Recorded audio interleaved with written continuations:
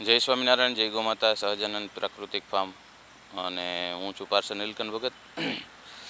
મિત્રો, આજે આપણા ફાર્મની અંદર મરચીનું વાવેતર કર્યું છે અને છેલ્લા આપણે ઘણા દિવસથી આ જે અતિશય વરસાદ પડ્યો છે, અતિવૃષ્ટિ કહી શકાય એવો વરસાદ પડ્યો છે, ત્યારે ઘણા બધા પાકની અંદર બહુ જ મોટી નુકસાની છે. ઊભા પાક સુકાવાના પ્રશ્નો બહુ જબરજસ્ત છે. કપાસ છે, મરચી છે, ઘણા બધા ટૂંકમાં શાકભાજી છે, ટમેટી છે. તો એવી જ રીતે આપણે અહીંયા આપણા ફાર્મની અંદર આપણા ફાર્મમાં અમારે જોઈએ એટલું જ માત્ર અડધા કે પોણા વીઘાનું જ મરચીનું વાવેતર કર્યું છે. તો એમાં પણ પ્રશ્ન આવો આવેલો, પણ એમાં જે આપણે બચાવવાના ઉપાય કર્યા એ આજે તમને બતાવું છું, જેથી કરીને મરચીને એમ કહી શકો કે 90% મરચી બચી ગઈ છે. 5-10% જેવું કદાચ છોડવા જાહે, બાકીના બધા સુરક્ષિત છે. તો જુઓ, તમને બતાવું છું આ મરચીની પોઝિશન આજે વરસાદ બંધ થયા પછીના ત્રીજા દિવસે શું પોઝિશન છે આપ જોઈ શકો છો. નવી ફૂટ કમ્પ્લીટ ચાલુ થઈ ગઈ છે આની અંદર, તમે જુઓ. કારણ કે આપણી આ તદ્દન પ્રાકૃતિક હોય છે, રાસાયણિક કોઈ પ્રકારનું આમાં દવા નાખતા નથી, એટલે થોડી કુકડ તમને જોવા મળશે, પણ એ બધું તો થઈ જશે. પણ હાલ મરચી બચી ગઈ છે.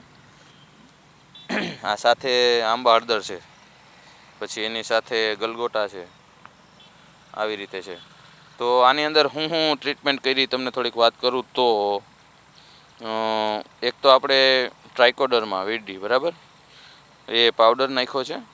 એની સાથે માઇક્રો, જે એ જ કંપનીનું ક્યુરેટિવ કંપનીનું માઇક્રો કે માયરાજા આવે છે, માઇક્રોરાઇઝા, એ ભેગું આપવામાં આવ્યું છે. અને સાથે તમને એમ લાગશે કે આ દાણાદાર ખાતર વળી શું છે, કે આ કોઈ રાસાયણિક ખાતર નથી ને? પણ આ કોઈ રાસાયણિક ખાતર નથી. આ છે આપણે પૃથ્વી અમૃત કરીને એક ટૂંકમાં પ્રોડક્ટ આવે છે, સંપૂર્ણ નેચરલ પ્રોડક્ટ છે. આનો તો ખાસ મારે કોઈ ઈચ્છા બહુ નહોતી. હું તો છાણિયા ખાતરની અંદર જ મિક્સ કરી અને પછી શું કહેવાય, ટ્રાઇકોડર્મા અને માઇક્રોરાઇઝા નાખવાનો હતો. પણ એના બદલે એક આપણે જાણીતા ભાઈ છે, એનો આગ્રહ બહુ હતો કે આ પ્રોડક્ટનો તમે પ્રયોગ કરો. એમાં ઘણા બધા માઇક્રોન્યુટ્રન્સ આવે છે અને NPKના કન્સોર્ટિયા આવે છે. એટલે એ આ દાણાદાર ખાતર છે ને, એ છે. એમની સાથે આ પાવડરને આપણે મિક્સ કરી અને પછી આપણે આવી રીતે બધા છોડમાં થોડું થોડું આપી દીધું છે. એટલે લગભગ 90% આ બાજુના બેડમાં જુઓ તમે, લગભગ 90% મરચી સરસ મજાની પાછી નવી કુણપ લેવાનું ચાલુ થઈ ગયું છે. અને સાથે સાથે પાલર પાણ પણ આપણે ગઈકાલે 2-3 કલાક મોટર રાખી અને સારી રીતે પાલર પાણ ઉતારી દીધું છે. જો આખા આપણે બેડની મરચી જોઈએ તો લગભગ બધામાં નવી ફૂટને બધું ચાલુ થઈ ગયું છે. ગલગોટા છે, આ મરચી છે, આ મરચી છે, બધામાં. તો ઓલ ઓવર જુઓ તો 90% મરચી બચી જશે. 5-10%નું નુકસાન નીચેના ભાગમાં જ્યાં બહુ પાણી ભરાણું હોય ત્યાં કદાચ ચાહે. અને એવી જ રીતે આ ટમેટી છે. તો ટમેટી આપણને રહે એવી કોઈ શક્યતા લાગતી જ નહોતી. તો ટમેટી પણ સરસ મજાની પાછી થઈ ગઈ છે. એટલો વરસાદનો માર હતો, એનામાંથી ટૂંકમાં કોઈ પણ પ્રકારનો પ્રોબ્લેમ હવે લગભગ આવે એવું લાગતું નથી. તો આ જે આપણે પ્રયોગ કર્યો એમાં એમ કહીએ કે સારી એવી સફળતા મળી, એમ આપણે માની શકીએ.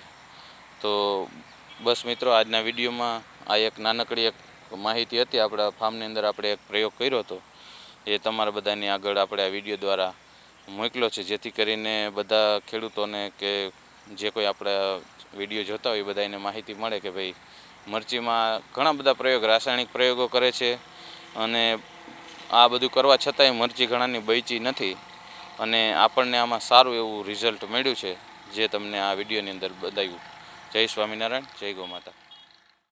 મિત્રો, પ્રાકૃતિક ખેતીની અંદર આમ તો બહારથી કોઈ વસ્તુ લેવાની મોટાભાગે હોતી નથી, પણ ક્યારેક આવી પ્રાકૃતિક આપદા આવી પડે ત્યારે આપણે આવી જૈવિક પ્રોડક્ટ હોય કે જે જમીનને, પાકને કે આપણા સ્વાસ્થ્યને નુકસાનકારક ના હોય, એવી વસ્તુનો સહારો આપણે સંજોગો વસાત આપણે લેવો પડતો હોય છે. એટલે અમે આ વિડીયોની અંદર તમે જે બતાવ્યું એ આપણે બહારથી ન્યુટ્રિશન્સ લીધા છે અને આમાં એડ કર્યા છે.